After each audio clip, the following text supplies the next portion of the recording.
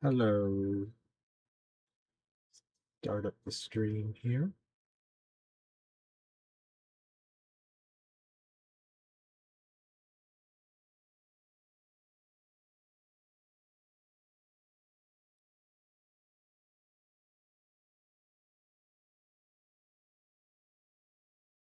There we go. Now I should be able to see your comments.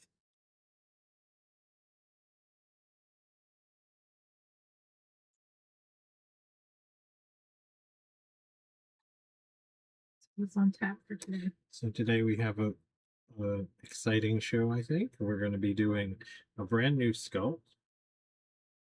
It's been sort of secret up till now.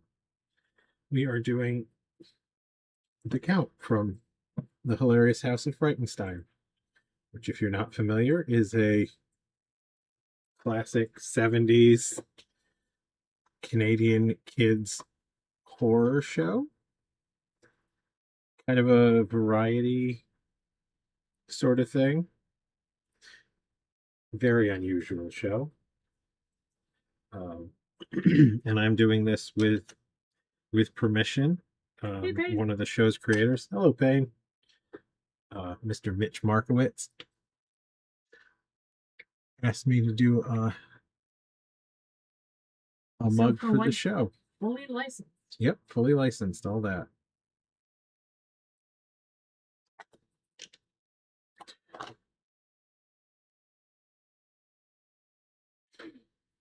The other reason why this should be a fun show is sort of in honor of House of Frightenstein's general vibe. I'm going to be trying to make this stream educational. Educational yet unhinged. Educational yet unhinged. I thought it was a good opportunity to talk about how to do portrait sculpts and likenesses, particularly in light of not having the very best reference that you could ever hope for,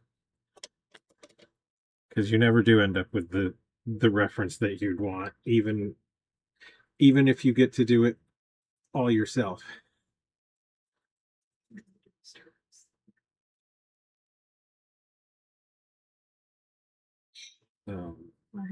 The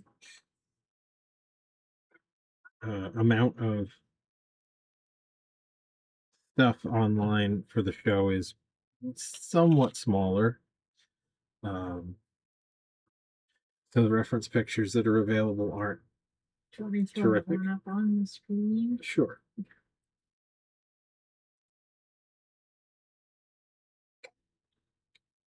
We're also enjoying a rainbow flavored C4.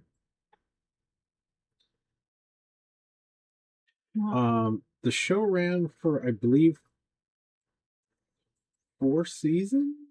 No. Uh-oh. I forget. Can't load Android system. Data may be corrupt. Oh, good. So you're going to have to mind the YouTube comments, are you? I'm going to try again.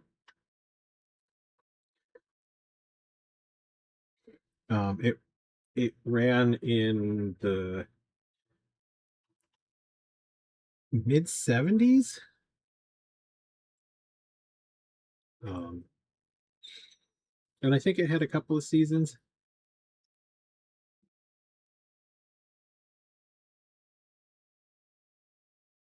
I forget exactly how many. It is available on Tubi right now. Oh, no.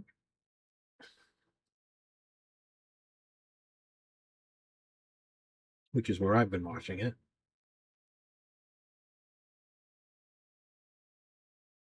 Yeah, 130 episodes. Try again. Interesting. But we might need to factory reset. Okay.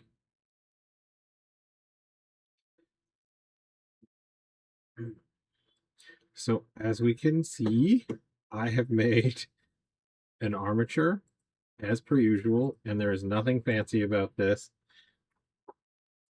I didn't measure anything because I usually don't. This is just the way I like to do an armature.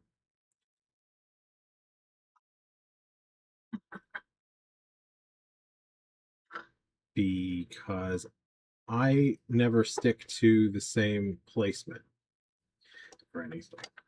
1970. It was 71? Yeah.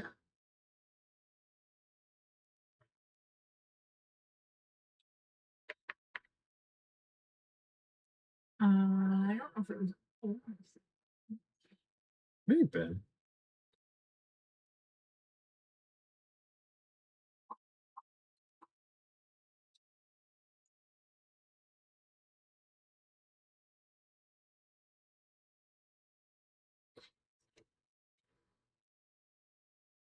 But yes, I had the chance to talk to Mitch about the show a bit.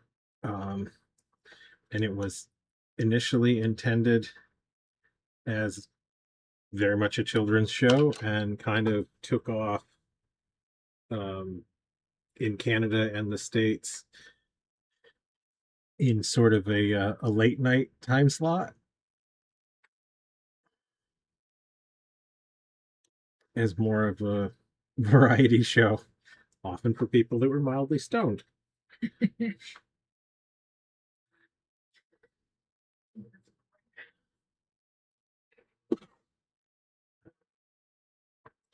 The makeup effects on it were kind of particularly amazing for a show of that type. The main host character is just the actor,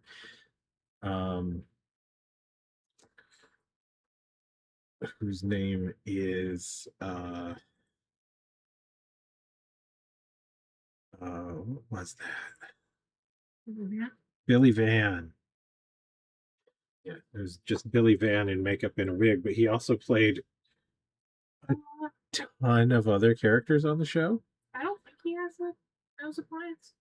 Not for the count, I don't believe. I was never able to pick one out. The other characters that he played have so much going on. There was the Count and Igor, who were pretty much just in green makeup.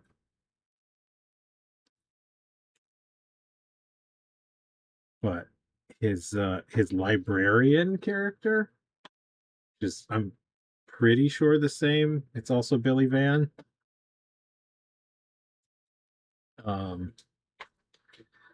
Is a pretty good old age prosthetic for the time. And considering that it was like a kid's TV show, or even a TV show for kids or anybody, it was very impressive.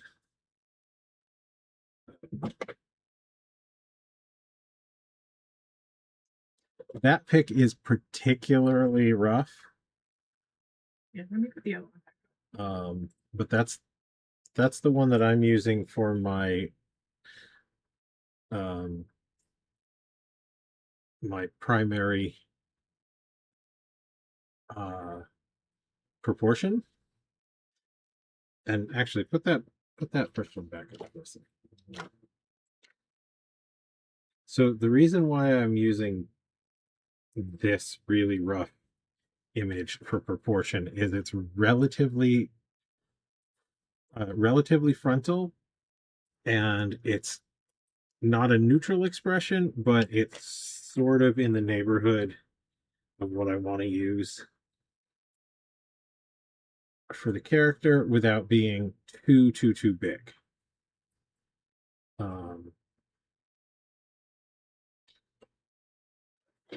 If I had my way, I would love to have photographs of the actor in the expression I want, from straight ahead, fully to the front, and fully in profile, plus a 3/4, all taken with the same camera. Definition is is terrific, but probably the least important factor, um, because that will give me the detail, but it won't really help me with the overall shapes. And what I really need is to know how big all the parts are in relation to each other. Um, so I'm looking for a general face shape. I'm also looking for ideally a fixed camera, um, and one where you're not changing the distance from the subject much. Um, so ideally, you'd want to put your subject like right in a chair, put your camera on a tripod, and take pictures while you just rotate the chair. Um, because any small variance in the distance from the camera lens, the way the camera focuses, um, and especially small differences in angle are really going to make a difference in your what small aberrations you get. And you won't necessarily notice those to look at the photograph, but it will make your life more difficult when you're going to measure and get proper proportion. You don't want the shapes changing. You don't want the nose to look bigger or smaller in one shot or another just because you're in close to the camera or you're less far, or you know, you're close, you're far, changing angle. It's really easy to have the head tipped up just a tiny bit or tipped down just a tiny bit, and you just don't notice it until you go to do your actual sculpting, and then it really messes with your day.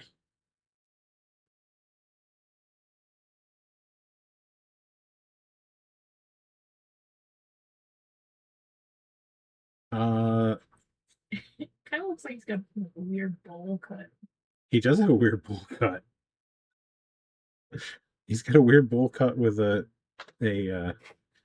kind of tail in the front almost. Um, I think his nose, he has a reasonably broad nose with a fairly straight, prominent nose bridge. Um, but as far as I can tell, and I do have pictures of the actor out of makeup, that's just his nose.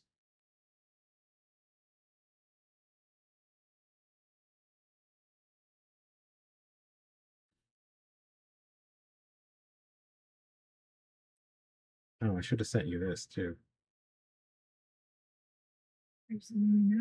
Mm-hmm. You can at some point.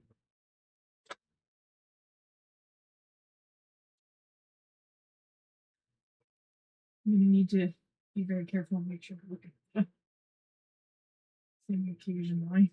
Mm-hmm. He's only got 4 months. Yes. So one of the things that I did do for this particular project is I watched the show and did some sketches, um, just to kind of familiarize myself with the more important features. That's not something that I always do, but it is what I did this time. Um, my sort of bare bones procedure involves this little device. This is a proportional divider, and I love this thing, um, because you can change the position of this hinge, and it will change how much bigger or smaller your Put your tool down a bit. Yeah, there you go. Perfect. okay. And it will change the amount of shrinking or increasing it does from your reference. I usually use my phone for reference, the way a lot of people do. Um, you can certainly do print things out, but this tool makes it very easy to check the sizes on things like your. You might want to pick up your phone. 'Cause we can't see your phone. I don't We can't care see if what you you're can see the doing. phone. I'm measuring certain positions No, of it. I know what you're doing. I can see it. They can't. Yeah, but I can't put this in the You shot can. like a fucking idiot. So you can take the position directly from the photo and then transfer it to your sculpture. And I can see that these eyes want to be just a little bit wider.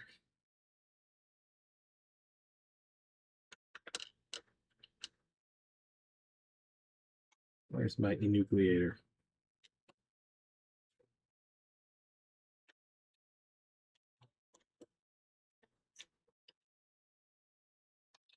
Where's this?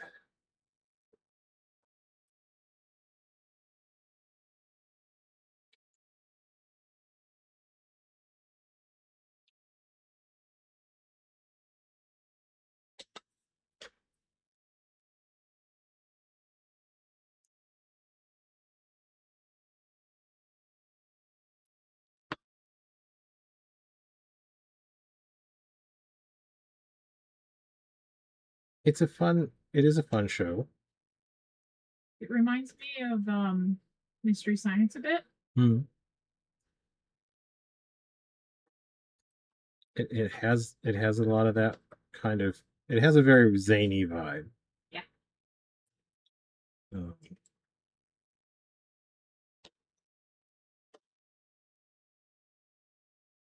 but the important thing, It reminds me of Mystery Science like a lot.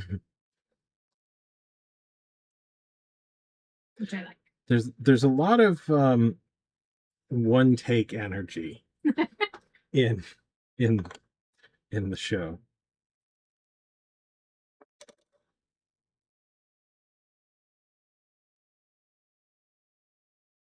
Like it was obviously on before I was born, but I was aware of it. Well, from what Mitch was saying, it really did kind of take on almost a second life in the in different like markets. Yeah. I mean Um, that happens.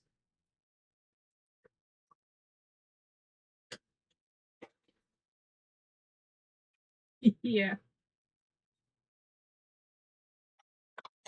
it was a full Canadian production. It was actually made in Hamilton, which is only about an hour from here.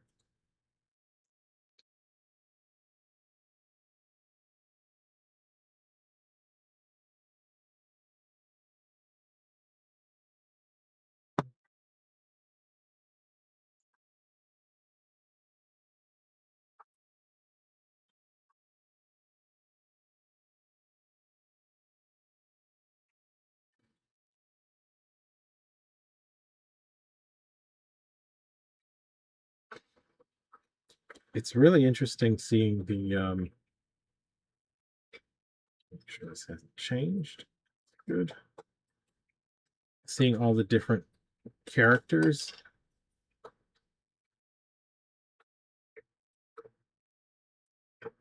It's got some very 70s vibes in general going on.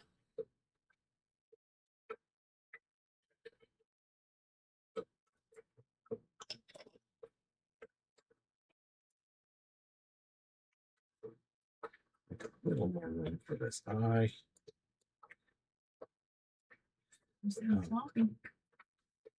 But yeah, it's really interesting from the perspective of somebody trying to do like a portrait for the character, because the way most of the characters are played. Do you mean Igor? Okay.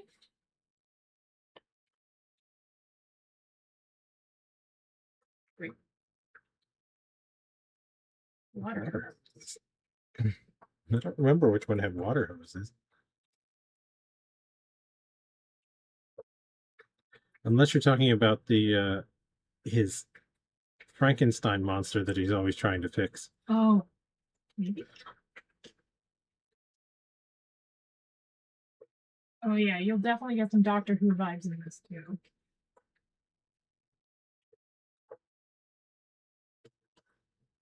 Here we are.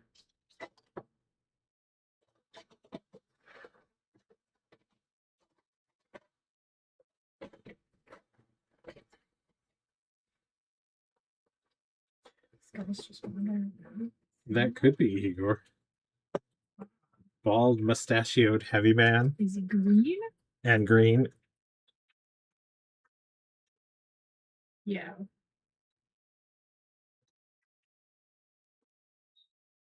But yeah, maybe he just had. He may have had some hoses with him. He's often carrying some weird equipment.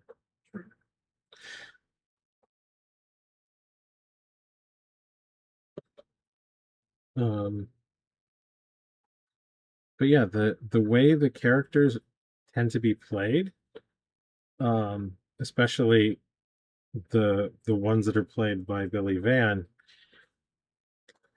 he has sort of set poses and expressions that he likes to return to a lot for each character.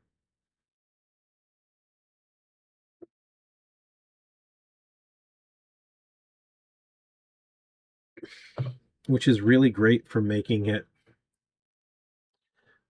look like it's terrific for capturing the sort of personality.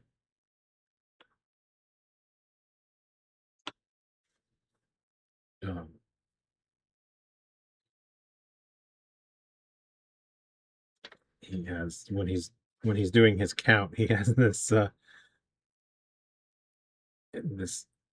head thrown back kind of smile that he puts on super frequently. That's more or less the pose that I'll be using when I get there. But for right now, we're just laying in some of these important landmarks.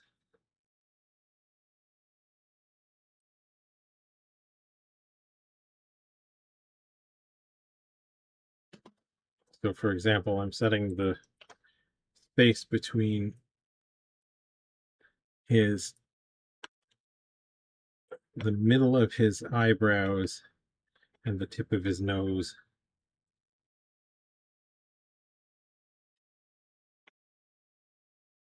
That is one landmark that I tend to use often.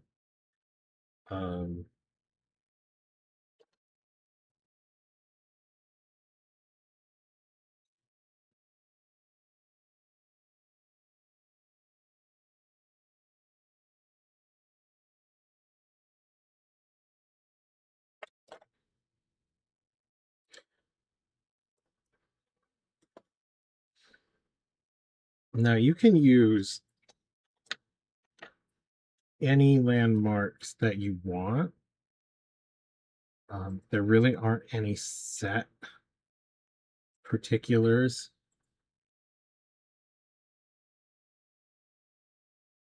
um, that you need to be using.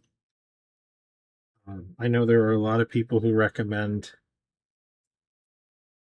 certain places, or you'll hear people talking about finding certain bony projections. So apparently the professor is Julius Sumner Miller, who was an American physicist and TV personality. Yes. Um, but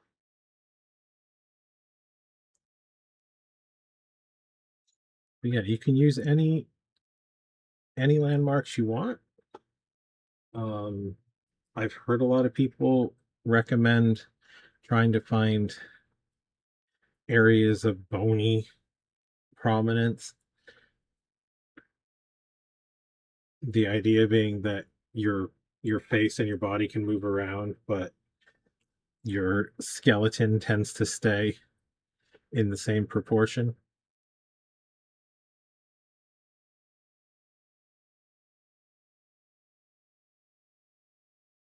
Um, I don't tend to recommend that myself because I find going for the parts that are the most visually important, whether or not they can shift, tends to give a better likeness. Mm. I don't think it's raining. It'll be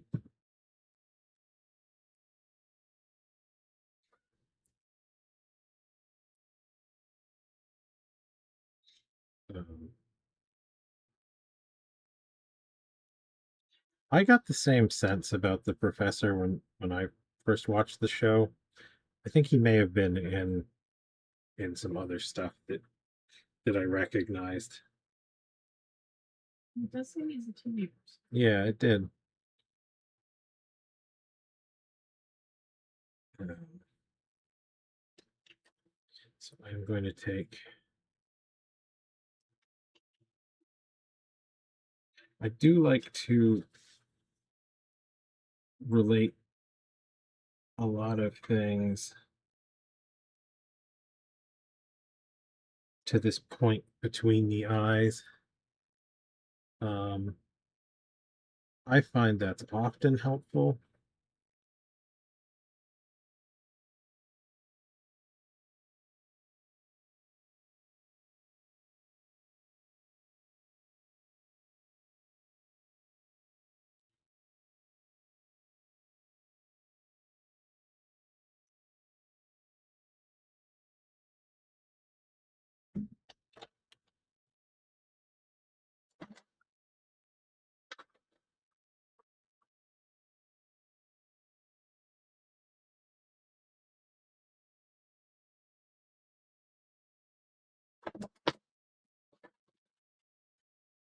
But I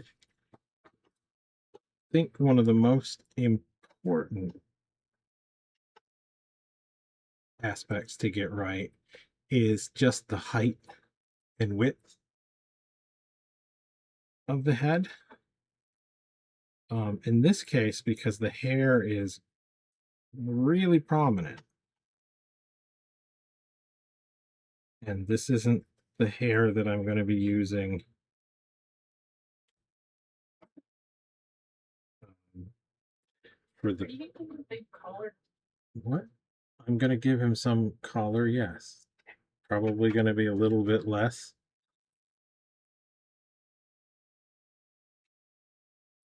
Double check these. So I'm measuring in this instance from the forehead, this same spot, down to what will be the chin, way down here. And I may need to adjust that. There's new sugar.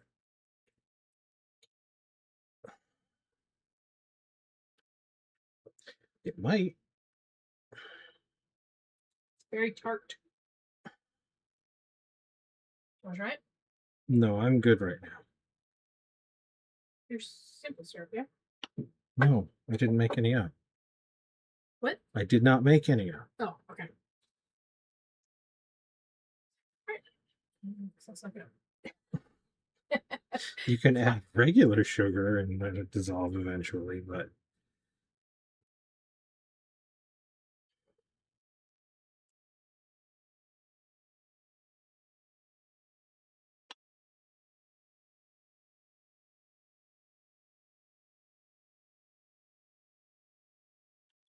yeah, I may have to adjust this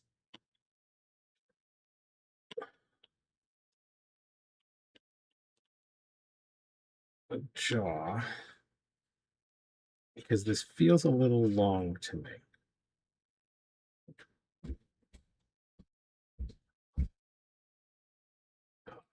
I may actually want to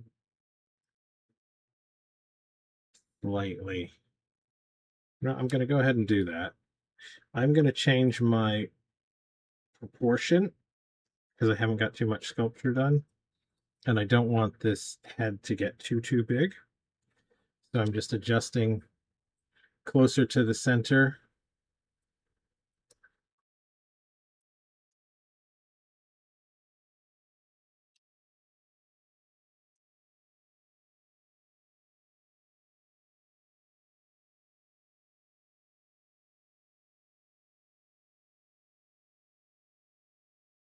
And as you can see, that's going to change. So the center of the eyes were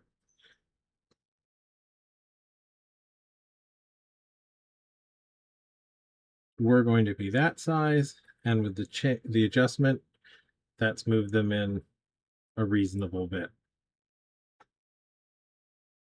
In fact, I may mark that and then go one more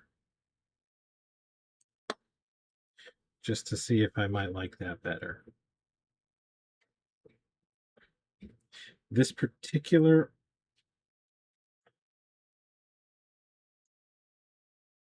divider is a very inexpensive one and doesn't have a super fine adjustment. But I do find it's more than adequate most of the time. I think that would be a little bit too small. The next closest area would move the eyes in to that point. I think that's a little too close.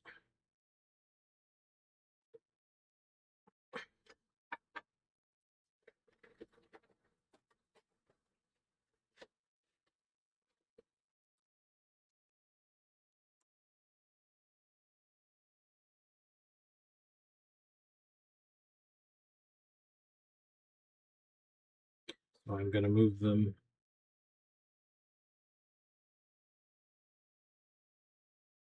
to meet this distance instead.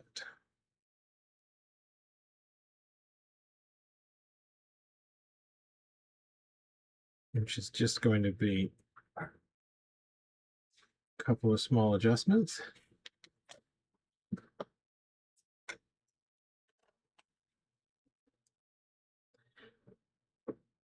Just take these eyes out.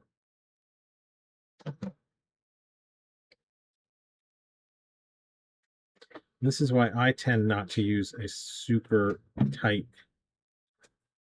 armature, or Would you rather not gouge the eyes out what? too often? No, I don't mind gouging the eyes out a ton of times. That's why I don't do a lot of armature. Yeah, what are you talking about? Because if I had a stiff armature inside here, and I decided that I wanted to change the size, I wouldn't have that option. Got it. This gives me the ability to adjust things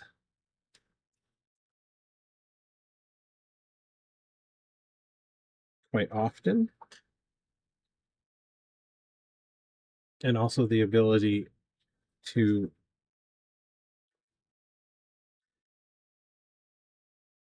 get my proportions correct in a relatively neutral position and then pose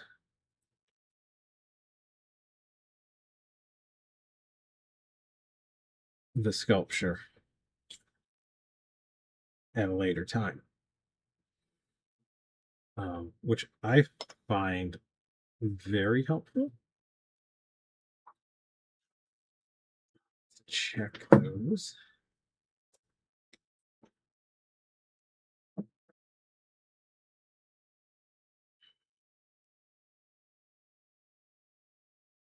Just about. Needs to be a little bit narrower.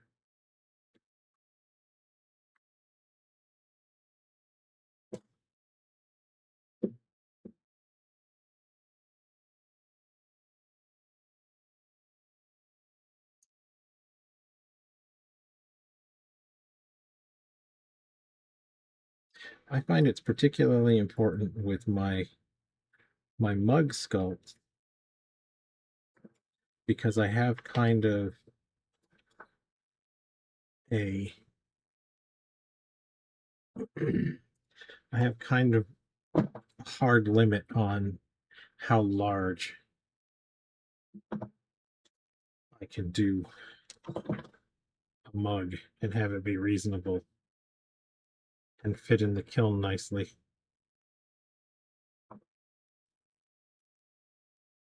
It's just slightly too close now.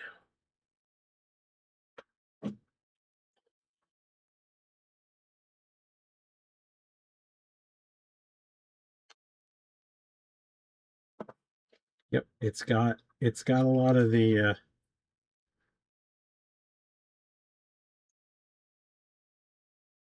a lot of MST3K like aspects. Yes.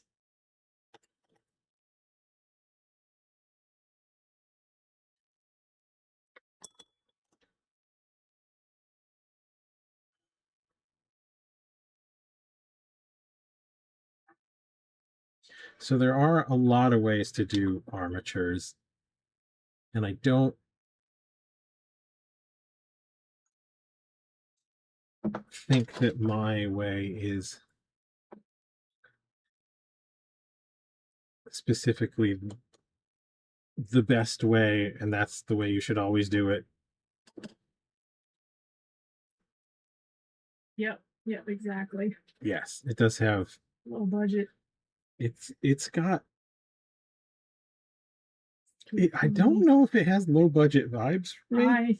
Well, I mean, At to the be fair, it must have been like a lot, just the sheer extent of like the set and stuff. yeah, like at the But time, I don't feel like that was it certainly doesn't look low budget for a children's show at the time.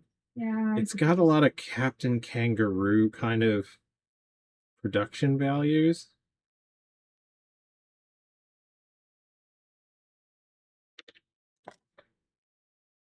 Well, okay. The super hippie character in specific.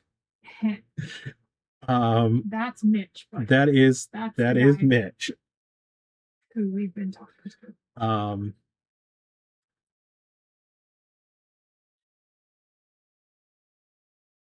That character in specific is not very children's show.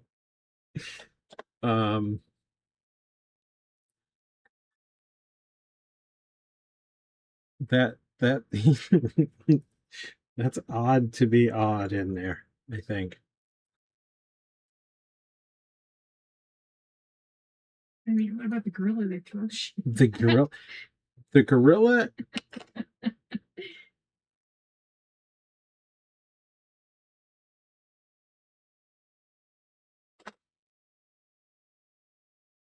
Oh, I don't remember that specific part. Yeah, like they definitely did some stuff in a way that looks kind of budget by today's standards, for sure. But I'm old enough to remember some children's TV back in the day. I mean, there's not even visible bubble. There's not even visible bubble that definitely did look, it looked inexpensive, and this is significantly less cheap looking than some of that stuff. Yeah, I guess that's true. I love that gorilla suit. That thing reminds me so much of early Japanese, like Ultraman villain kind of thing. Like he has the, yeah, Super Mario Super Show looked way cheaper. And that was years and years later.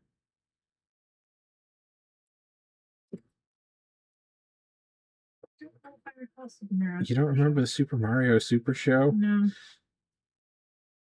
With the guy that definitely looked like he was Ron Jeremy? Ah. No. It was in the mid 80s at least, because I don't think Nintendo came out in the US until 84.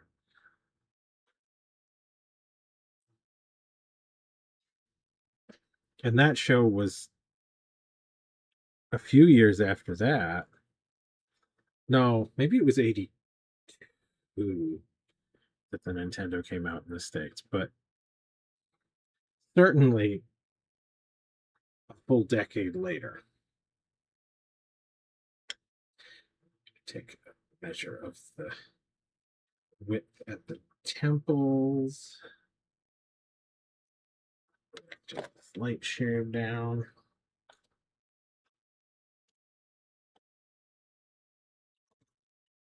Oh, you're not.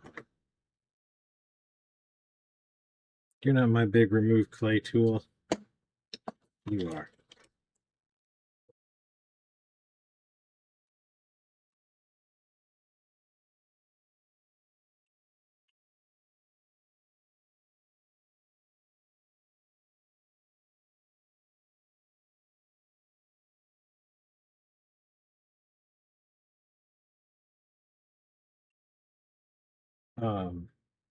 Yeah, you're right. That is true. I forgot he was a wrestler.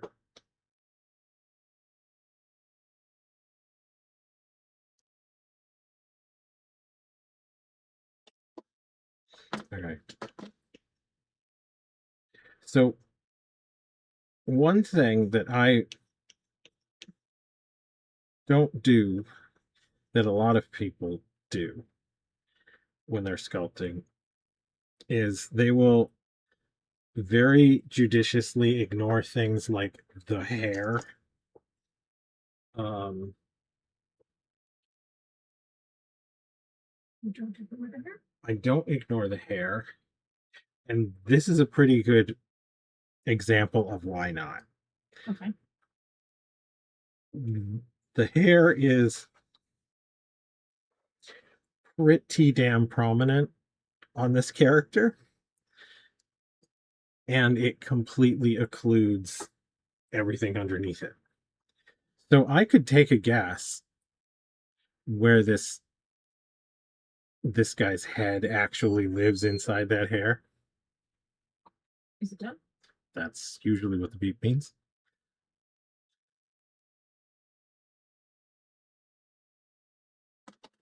Um,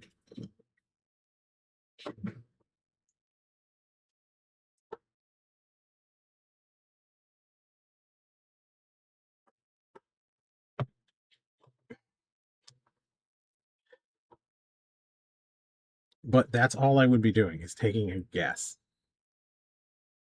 They did have animal guests. I love Dr. Pat Vat. Dr. Pat Vat was putting on all kinds of creepy crawlies and encouraging kids to like not be scared of snakes and lizards and stuff. Be nice to animals. I mean, what more could you possibly ask from a kids TV show in the 70s?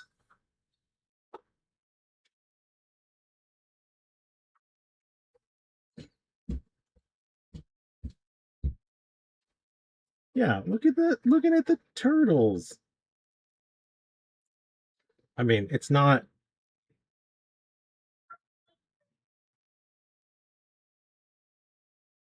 that there is no problematic features to, you know, Okay. If you want some. all pets being or all animals being viewed through the lens of pets, but you know, given the time,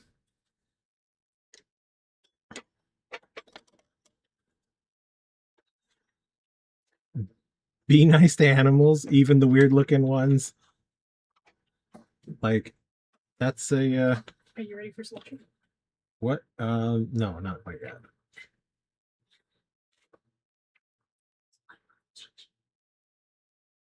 But that's a damn good message for kids.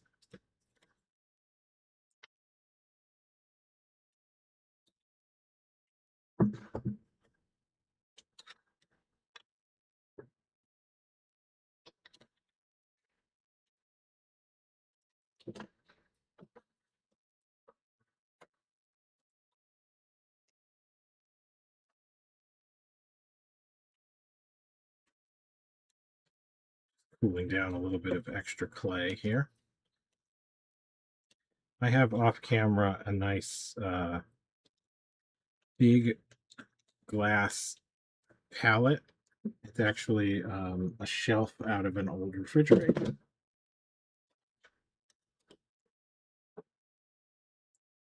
And it's a fantastic thing for don't point at it. Why are you like I'm this? the camera lady. It's it's glass. Hello. It looks like glass.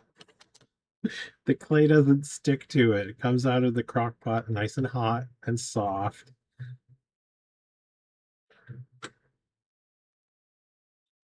My vintage 1970s style crock pot that may or may not have been new when when Frightenstein was on TV.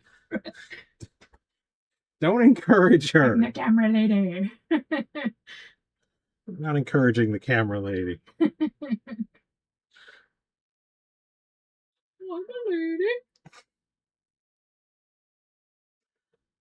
You're a lot of things. Yeah. But yeah, I have my glass palette that it's a nice way to manipulate monster clay. That I do highly recommend for everybody. The crock pot glass palette combo is fantastic.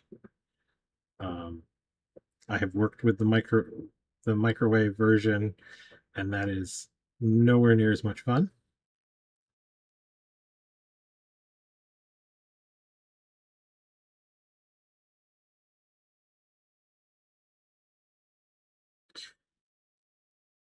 So a problem that I'm having with this particular image is it is not a full front face portrait. So what I would normally want to do is take this measurement, like at the temples and the widest part of the cheekbones, to give me a pretty good idea of the width of the face. There's also an issue with the hairness.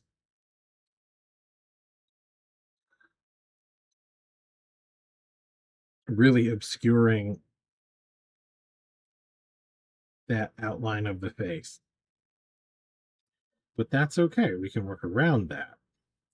So what I've actually decided to take now is the fullest area of the cheeks dealing with cheeks today. And I want to get those placed about correct. And I will have to use my judgment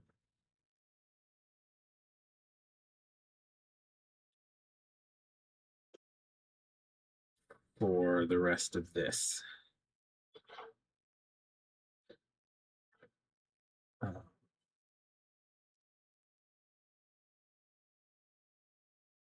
Yeah, the hair covers a lot of the face shape, and that's one of the reasons why I don't like the idea of simply like sculpting the character as if they didn't have hair, and then you add the hair on top. A lot of that work is simple guesswork because you don't have that information. Um, when you understand the anatomy a little bit, you can make some educated guesses where things should be placed. He definitely did seem to be enjoying himself. I did not inquire um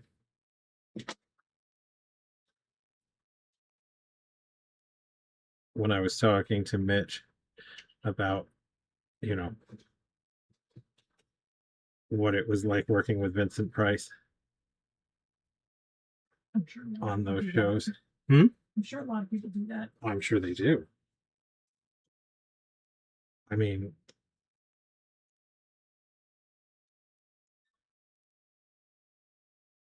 I think it's really cool that Vincent Price was doing the show. It was. I mean, It is. Vincent Price was just in general, it seems like a pretty a pretty cool guy. Like there aren't a whole lot of actors or celebrities that I particularly know a ton about in terms of like their their sort of personal goings on. Like I'm mostly appreciate the work that they do as an entertainer, and they can just kind of do their stuff. I don't think they were filmed in Hamilton. I think they were I think they were probably done off site and put in because there's really no crossover that I've seen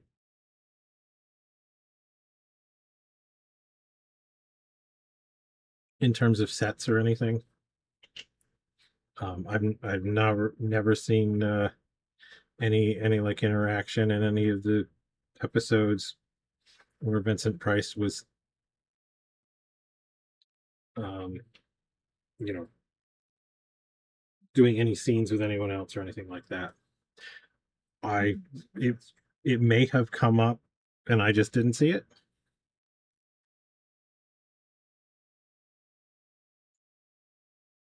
but I haven't seen it yet.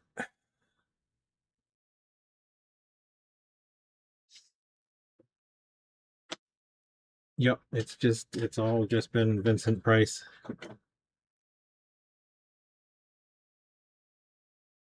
all by himself that I've seen. And I've not seen the whole thing, but I've seen a number of episodes.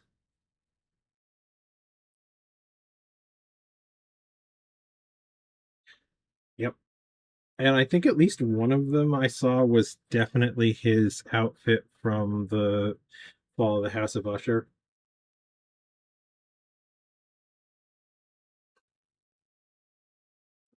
Is either that or the Mask of the Red Death. Um,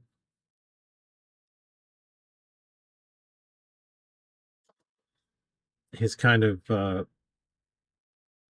um,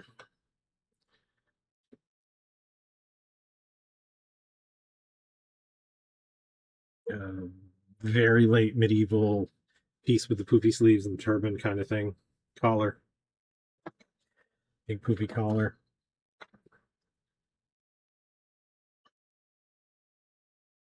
So at this point in the sculpture, things are still exceedingly rough, as you can see, but I'm not worrying too much about this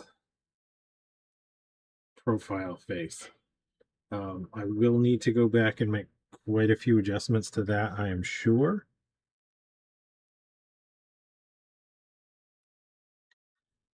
One thing I will not be doing is when I switch to looking at another photograph to get that profile, I won't be using these anymore.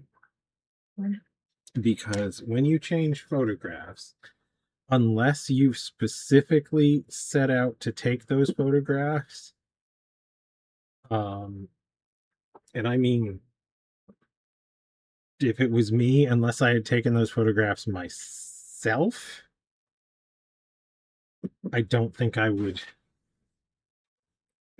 count on them to be done so that the calipers aren't going to cause more harm than good. And that's because of all the different aberrations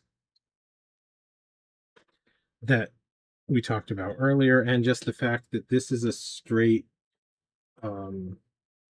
this is a way to take the proportions straight from the reference and just apply them to your sculpt. So if you have even a slightly different distance to camera, a slightly different size, you're not going to be getting the same. Oh, I need to redo that nose. I forgot I didn't change that measurement. Um,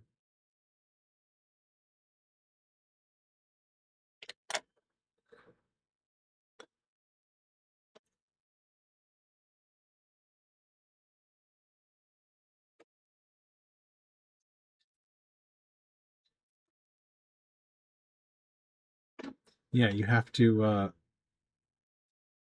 you pretty much need to stick to one photograph. That's kind of the one downside for these for using these calipers. But if you have, say, the distance to the end of the nose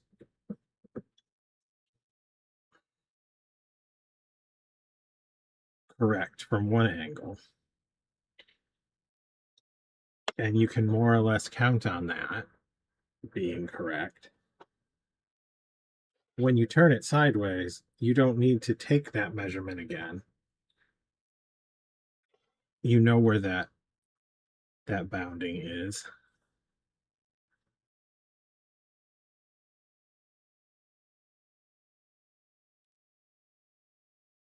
You can certainly use this tool in conjunction with other methods.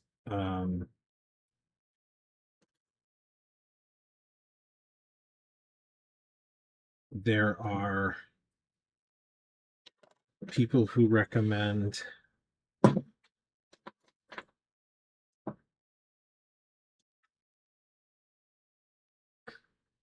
instead of sculpting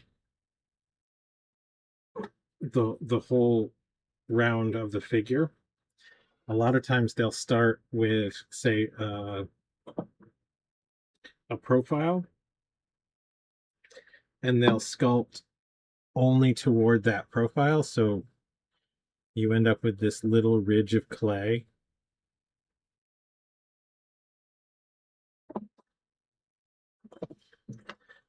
There's a good video on YouTube of Russ Turk doing a Frankenstein mask where he uses this method, and he actually has a full-size printed cutout of his Frankenstein. It's the Karloff Frankenstein that he can actually place over his sculpt.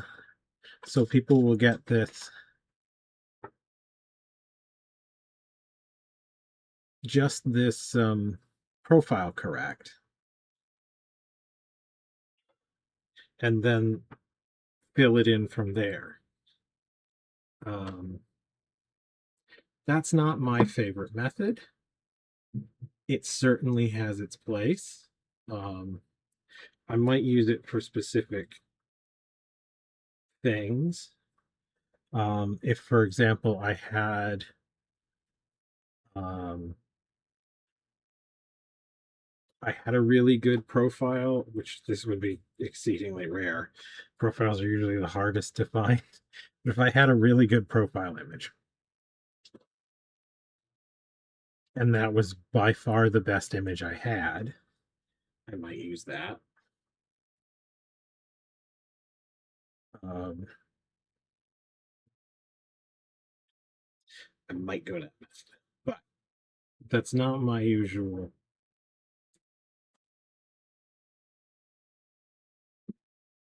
way of doing things. I think it has very much the exact same kinds of drawbacks that you get from using this method, in that you're very mechanically um, taking a set view, and you can't then switch to a nice um, again, unless you have really excellent reference, you're not going to have a front profile so that you can use those outlines, and a side profile so you can use those outlines, and just fill in everything in between. If you're lucky enough to have that sort of thing,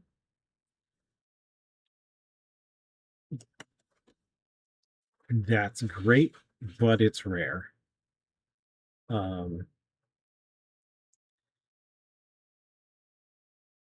And it's another situation where, unless I had taken those photographs myself, I wouldn't trust them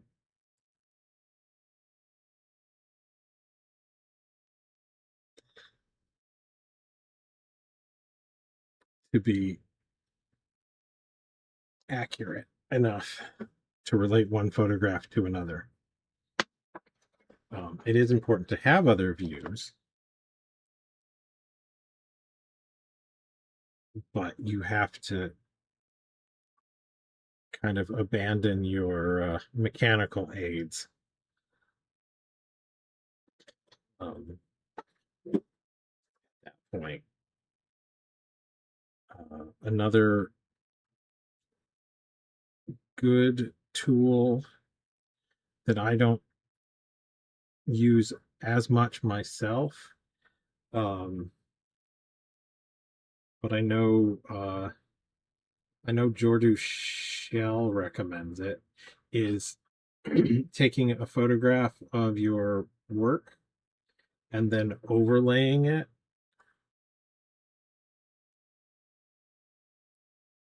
onto your reference. And there's a couple of reasons why I don't do that, or I don't do that primarily. You can certainly you can do that in conjunction with what I'm doing here, and it works fine. Um, but the reason why I don't like to do that version as my primary is I need to have my sculpts to the point that I can start to make those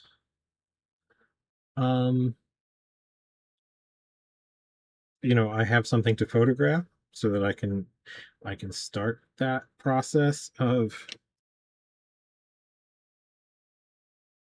getting the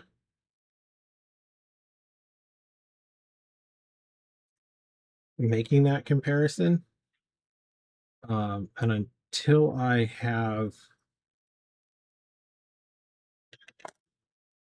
gotten that far in the sculpture, that tool just isn't available to me. With this, I can get my rough idea of how long versus how wide the head is and stuff like that right from the start.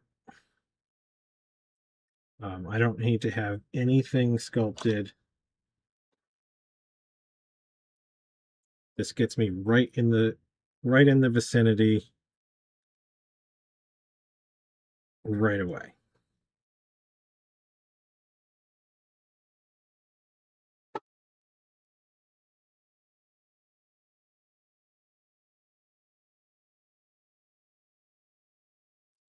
The other reason why I don't care for that, which is actually a much I think is a much bigger problem, unless you have a really profound understanding of how photography works, it's very difficult to make sure that the picture you're taking of your sculpture matches the way that the picture in your reference was taken. If you don't know what camera lens was being used, the distance to the subject, whether or not it was really and truly uh, a straight level view of the subject, that can introduce a lot of problems that you just wouldn't know about. Um, like that is getting into the weeds of photography well outside of what I know. And I've been using a camera for my work for decades now. Um, and it's also the kind of thing that is nearly impossible to have that information after the fact. Like if you took the photograph and you had the person who you're doing a portrait of there,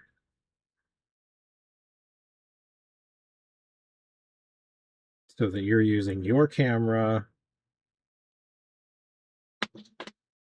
and you make sure that you take the photograph in the same way with the same camera, you'll probably be okay. But for the most part, I'm not in possession of that kind of data. Um, and there would be no way for me to get it.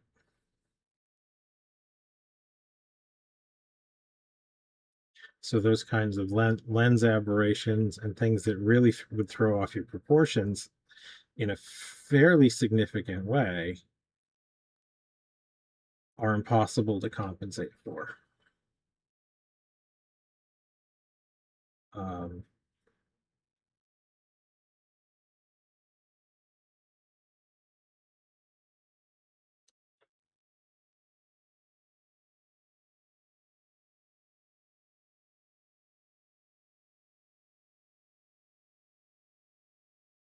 so it's not a bad tool, and it can certainly help you see things that might be off and need correcting. Do we have any YouTube comments, by the by? No. Okay. Yeah, it can help you see things, but it can also be really misleading.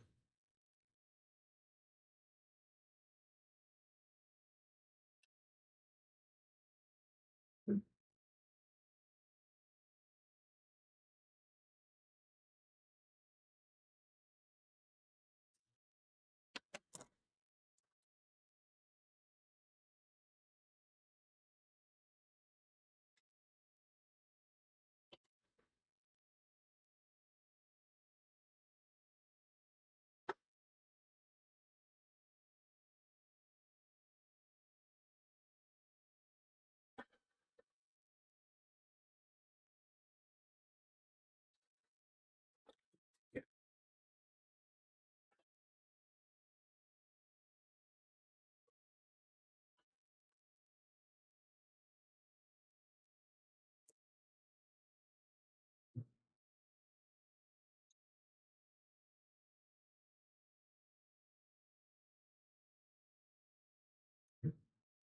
knock the head off this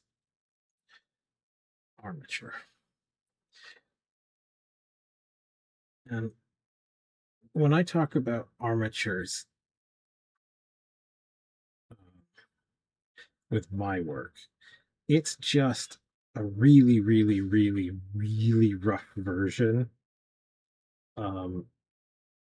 that I do in clay. And I use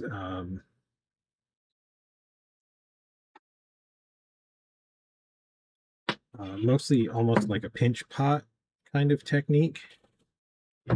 Um, to make little tubes and balls of clay that are hollow. This is all hollow inside. So this was one set of pieces. So we've got a kind of a half football shape and a little bit of a tube and another little tube and kind of an egg that are all hollow. Um, that's to reduce weight and the amount of clay. But also, when monster clay is warm enough to be malleable, if I were to just start sculpting a big wad of clay, it would want to droop and it would take an hour for the clay to cool down enough that it really stays in place. So I'm just getting myself something that I can stick clay to and have it stay. Um, and not want to sag and droop too much.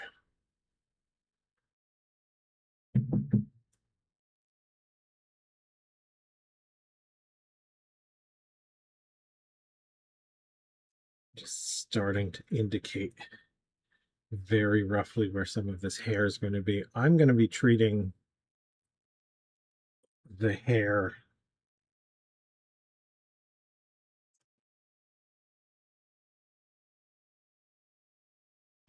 like it was just any other part of this sculpture, um,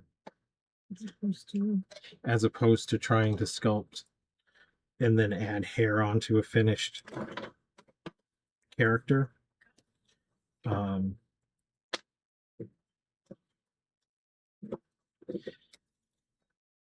and the reason why I do that is because it is very difficult.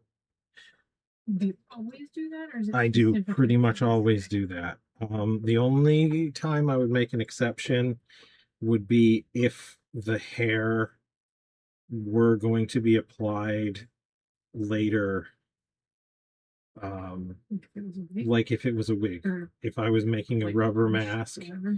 and people were going to apply the hair either as a wig or as punched or glued on hair, there was going to be actual hair, then I would do that.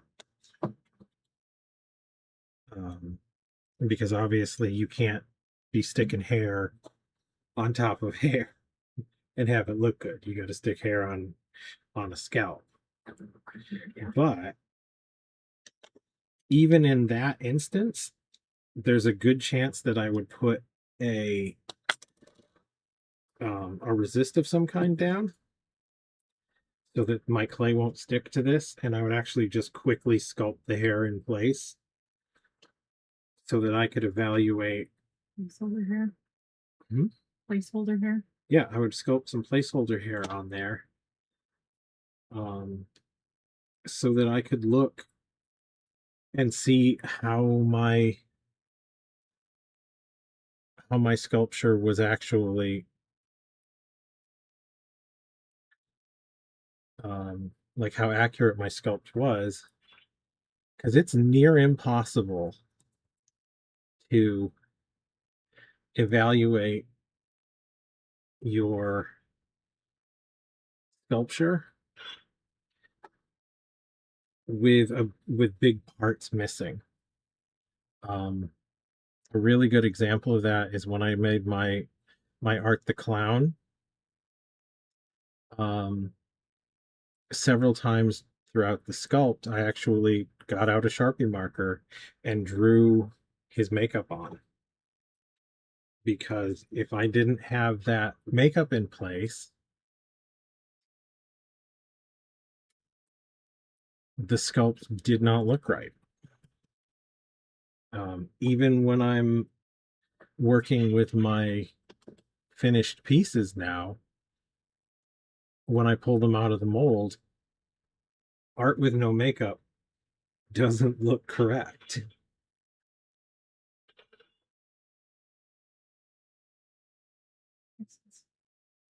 Um, if I was to try and sculpt this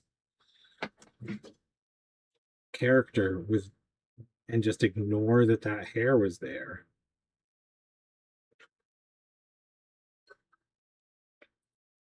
I'd have a very difficult time seeing things that needed to be adjusted. It isn't impossible to do.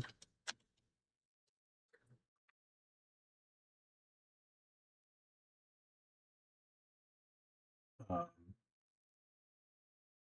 you could, for example, you could actually go in with a photo editing tool and remove the hair from your reference so it wasn't distracting to your eye.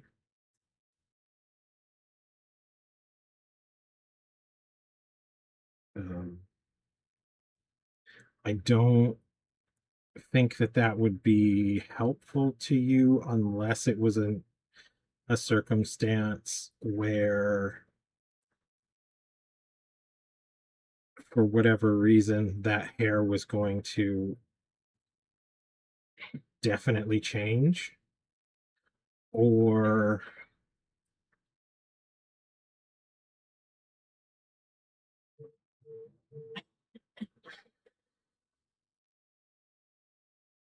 It's cold.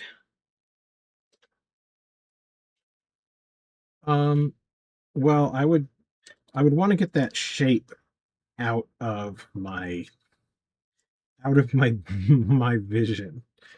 And I might do that in a circumstance that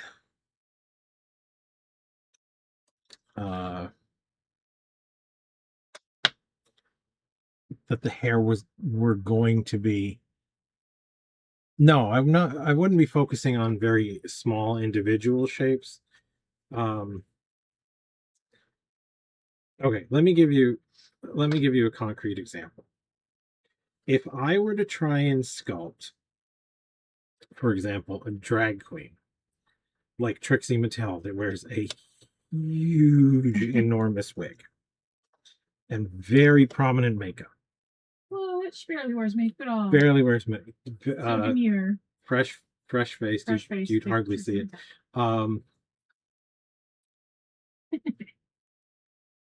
where that hair and makeup makes a huge difference. And the only image that I could get was Trixie in the giant wig. And the assignment was I want to have a Trixie doll that has, let's say, a little tiny bob wig on it. Like that's what we're doing. Um, Best case scenario for for a job like that, I would ask What the fuck is it? to have um, my reference photos that I was working from to not include the hair or the makeup. Just out of drag. Those would be the reference photos that I want. Because then when you apply that hair and makeup, you're going to be working with the same starting shape. Eyeballed. But you know, you never have that kind of leeway and latitude. Um, Most of the time when you are doing something, either you're doing it independently and you're just finding whatever pictures you can find, um, or even when you've been asked to do something, people don't come to you and say, hey, could you make me a portrait of somebody? Here's all the nice reference photos that I've taken specifically for reference photos. Um, so the lighting is good and I get like a nice straightforward, straight to the side. Actually, that's not straight to the side by that camera. So straightforward, straight to the side, even behind. Um, I you, I'm not giving any of that. That's living the dream, and that's too much to ask. This particular, I'm not familiar with the Weeping Angels from Doctor Who. Um, I'm not sure who it looks like at this stage to me, but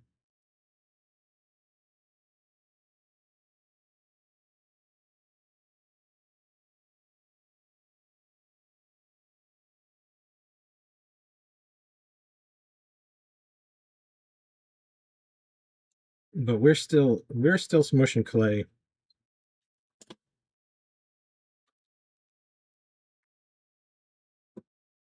to to get to get something that we can play with at this point. Um, I will say that's one of the hardest parts of learning to sculpt or paint in particular is there's almost always an ugly phase. Um, where the likeness does not look right. Um, you end up with a dude in a Karen wig. Um, that you then need to adjust. And that's all part of the process.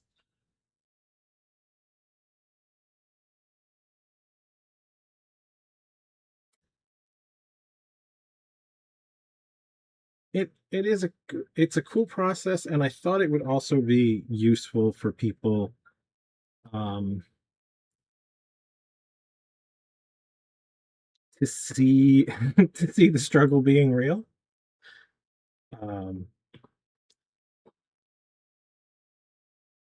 I could have, and I may have to, um ask for more and better reference.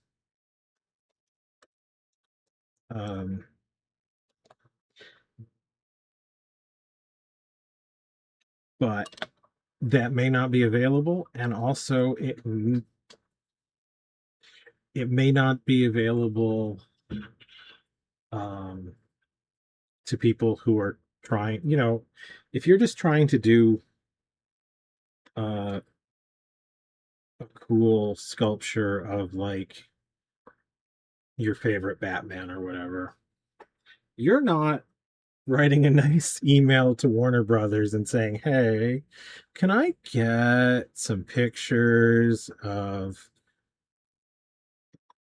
the Batman costume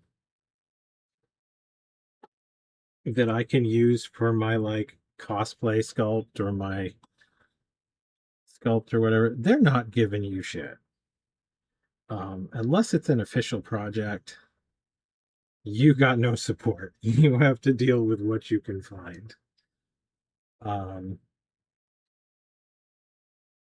there are definitely tools that you can use to make that more possible.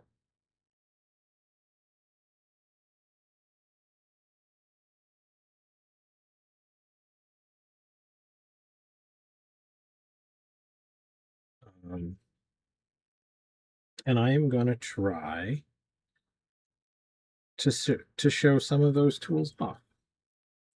It's not going to be the straightest road to getting to a really good portrait.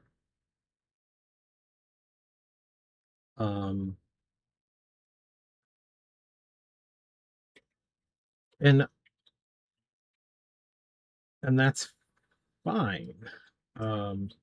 That information is out there, honestly. I cannot think of her name right now, but there is a sculptor. She offers full courses that I've heard good things about in portrait sculpts, and her portrait sculpts are very good. They're extremely accurate. She's done work for Madame Tussauds wax museum style portraits. And it's good. The way she approaches it is very, very professional. I've seen bits and snippets. I haven't paid for the full course or anything, but I've heard good things. What I've seen looks good.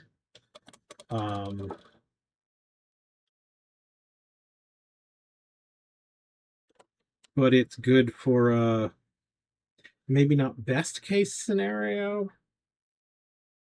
In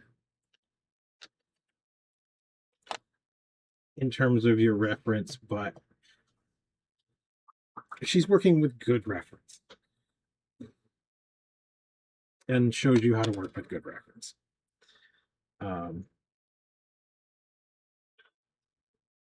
You know, that's certainly a thing, and it's certainly out there, and there are better people than I to tell you how to do that. Or at the very least, that information exists. As far as I know, this information doesn't. The how to do a good portrait with what you got.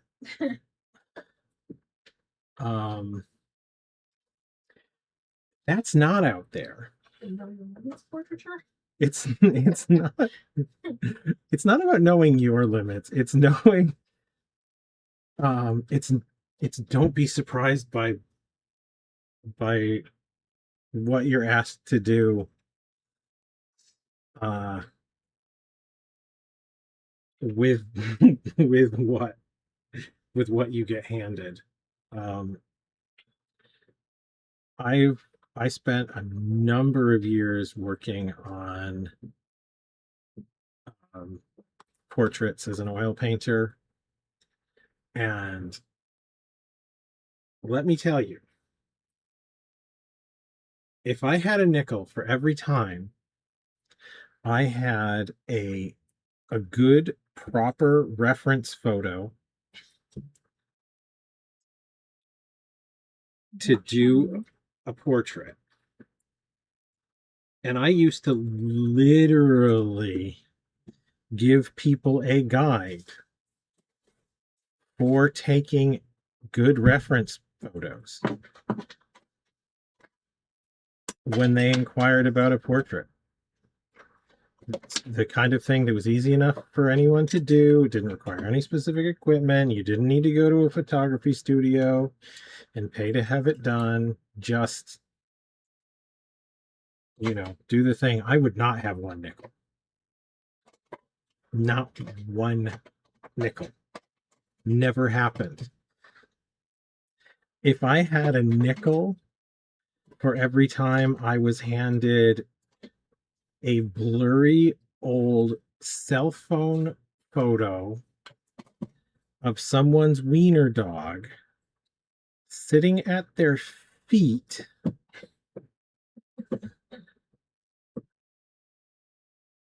did I get a good you may be right. I forgot about the King Charles. Um well, oh no, wait, you know what? I know what painting you're talking about. I was not given that. That was a speculation piece that I did. I went and found that photo. So no, still no nickels. I got a couple of decent photographs. Um and I got a few people that gave me multiple photographs, which was appreciated. Um like, I'm not saying I never got good reference to work from, but I never got the best reference to work from. I never got that specific um if you asked me to do this and money was no object, and you wanted me to come and take the photos. I never got the photos that I would have taken. I never got the photos that I would have instructed a professional photographer to take. um that never happened. But the number of times that I got that wiener dog looking dead up at the camera,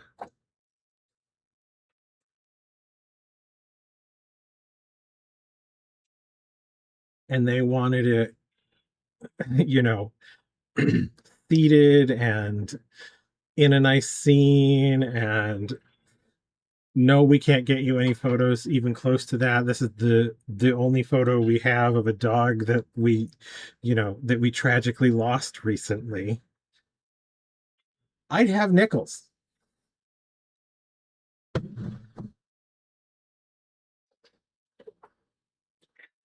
um, I have worked on a grand total of one movie project at this point, and it wasn't a super high budget affair. um, my experience was not super different in terms of what we were given for reference to do to do the jobs. Now, thankfully, I was not lead on these projects, so I didn't have to. I just made do with what I got, and made the best work. And also, they were very,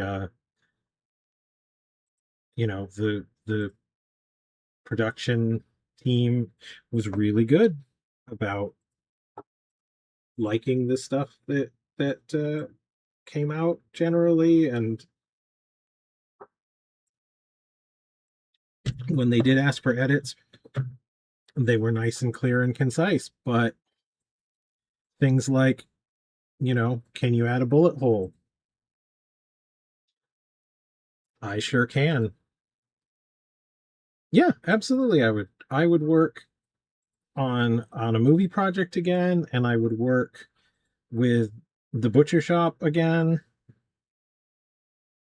Um, I would work with the butcher shop on not movie projects if it was mascot head or something else. Perfectly positive experience. I will say, I think part of the reason why it was a perfectly positive experience is because I did roll into it. Um, Not super surprised. I don't know what that was.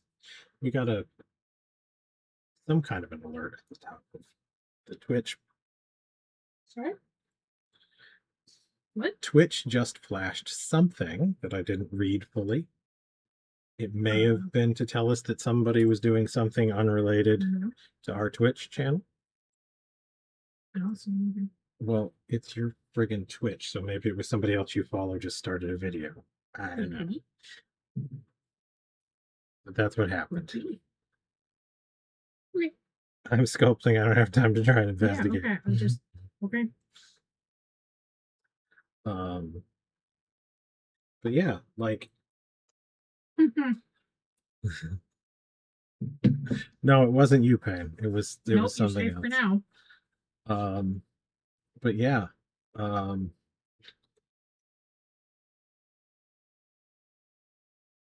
working with what with what you got is normal.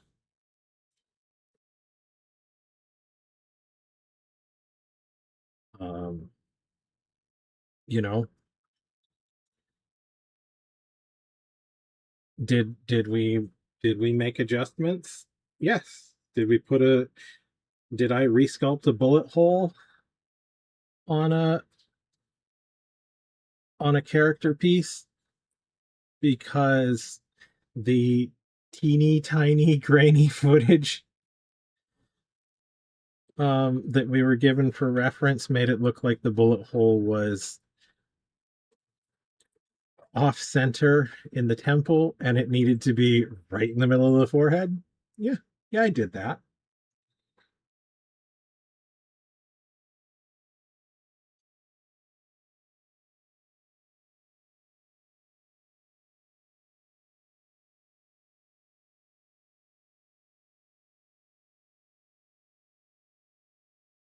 And that's just what it is. When people are making requests, they don't necessarily know what would be a really good um, what would be really good reference, and they certainly aren't thinking about, as they're taking photographs of whatever, they're not thinking about it as reference. They're usually looking at it as the way most people look at photographs. This is a thing that I might want to look at later.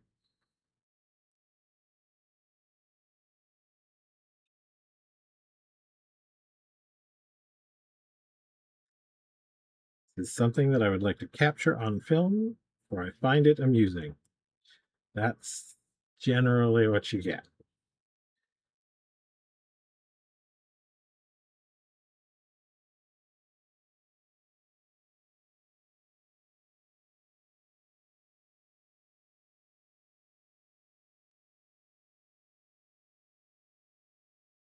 So I think we've got enough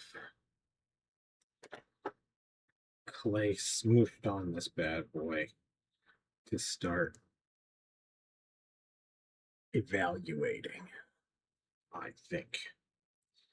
So I think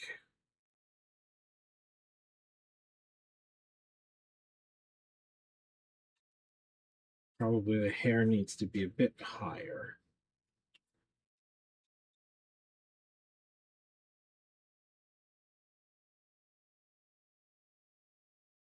But we're not miles away.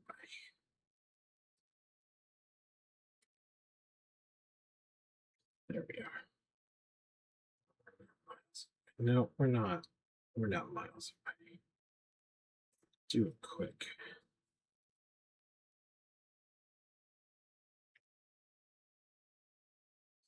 Pretty good there. This chin could be a scooch longer. I'm gonna try and remember to point this at camera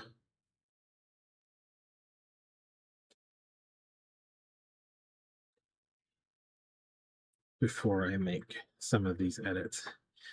If I forget and you want to see it, just make some noise.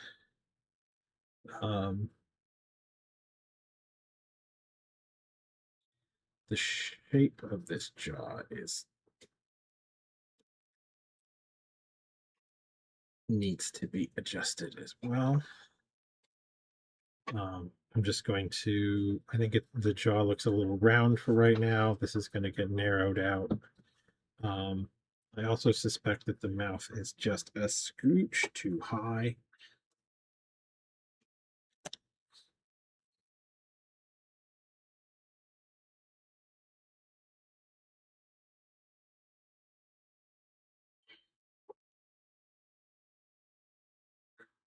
Yeah, this mouth is a little too far up. This philtrum distance needs to be a little longer.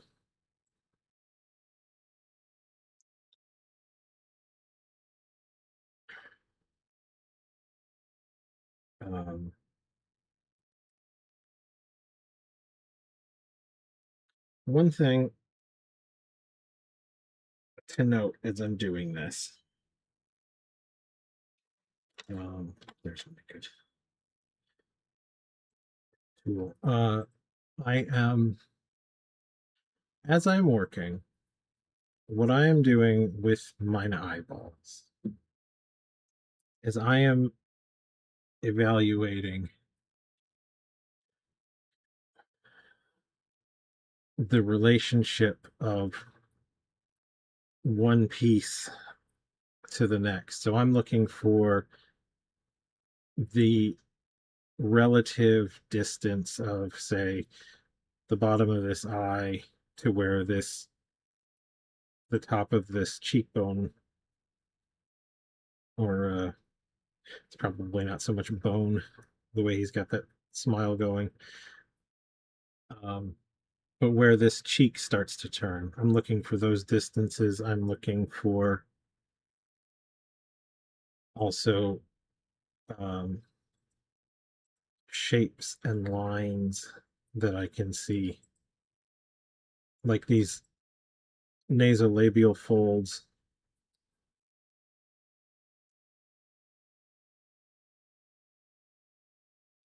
That's what my eye is always looking for.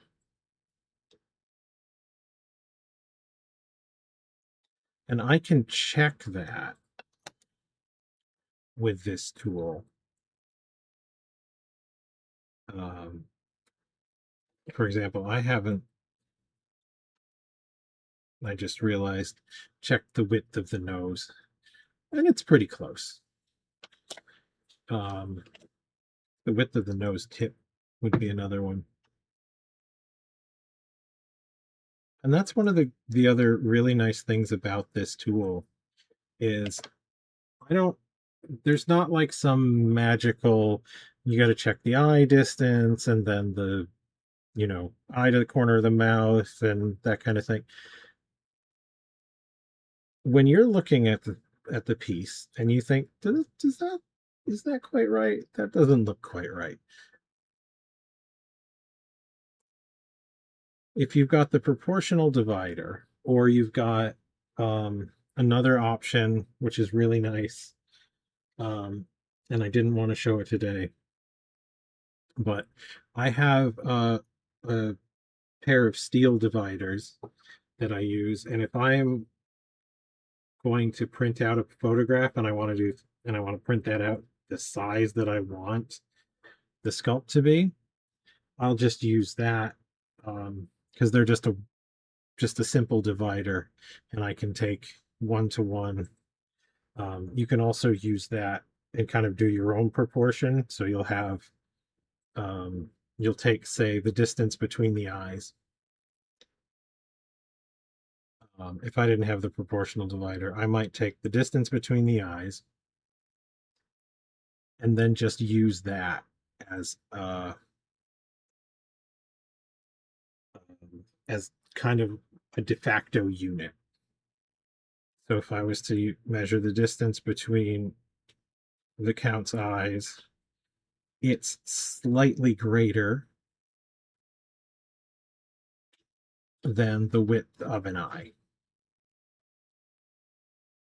It does happen to coincide with the kind of bounds of the eyelid. But you would basically be doing you know, the nose is about one eye distance apart long.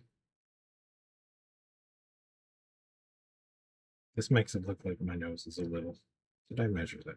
No, I measured it from here. That's why.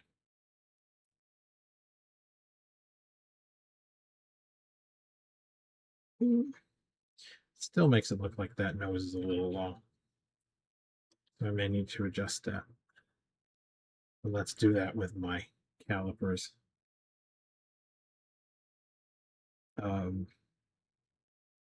One of the reasons why these calipers tend to be a superior way to do this is that allows you to take a specific measurement. Otherwise, you're doing a lot of the distance from the middle of the eyebrow to the nose. If I was doing it in terms of eye width, it's about an eye width. Helpful, but not as good as it's more or less exactly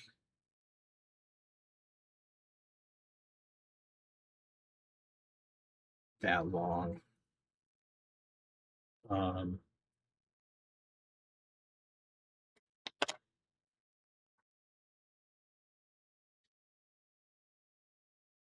it gets it gets more useful when you're dealing with things where it's like the distance between the eyes is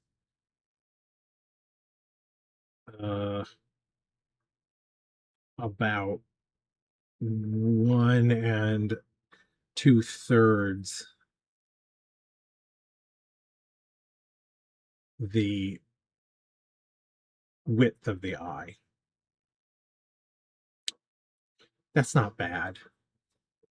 You can work with that, but it is a lot easier to just measure. Oop, that's the width of an eye.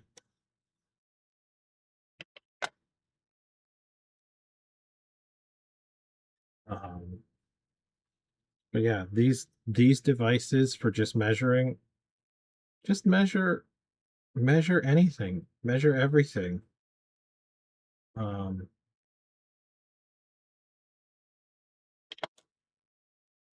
I've just taken a rough kind of idea of the space between the brows, the top of this, um,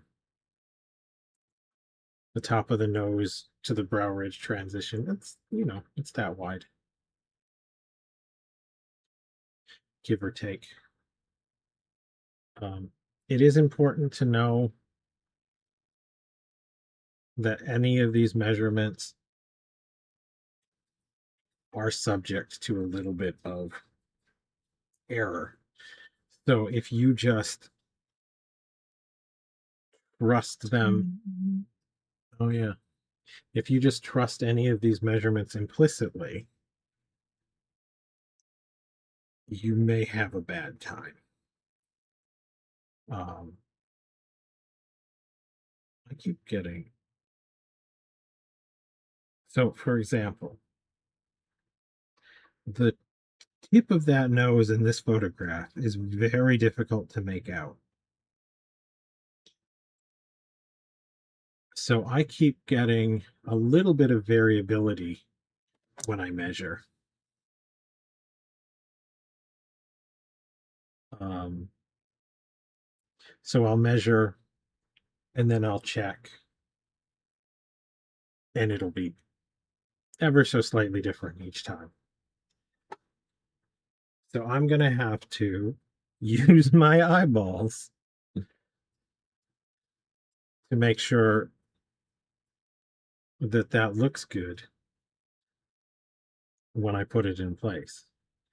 The fact that these two planes are different.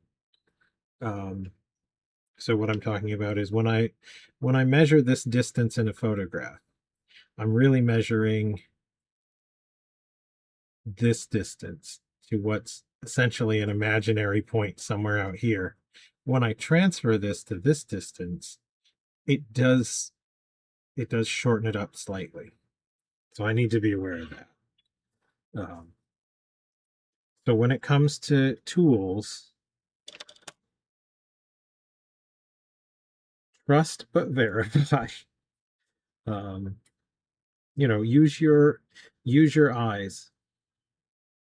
When you measure different things, just kind of checking that cheek distance from one cheek to the other, from the center of the eye to kind of the point of the cheek.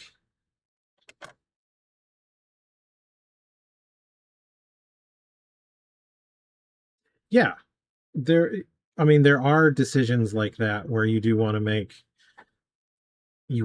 decisions that are visually right but factually wrong. Sure, that's definitely a thing. But there are also times when um, what you're looking at may not exactly match um, in terms of a sculpture, because you're dealing with all this typography. That's going to throw in a little tiny bit of error. So if you're looking at a piece and it looks wrong and it measures wrong, fix it, move it. If you're looking at a piece, for example, if I were to measure the corners of the mouth, corner to corner, um, those are uh, nice high contrast points to measure, and they're on the same plane. I have a reasonably high confidence in that measurement. So I'm going to believe that measurement is correct much more than the length of that nose. So if I'm looking at this piece and the next stream exact, probably, and I'm looking at this and going, boy, that mouth looks right, but that nose still doesn't look right. Well, I'm going to change that mouth until it looks right. It's all going to come down to your judgment in the end. but the tools sure are nice to help you get there and to help you get there faster. Um,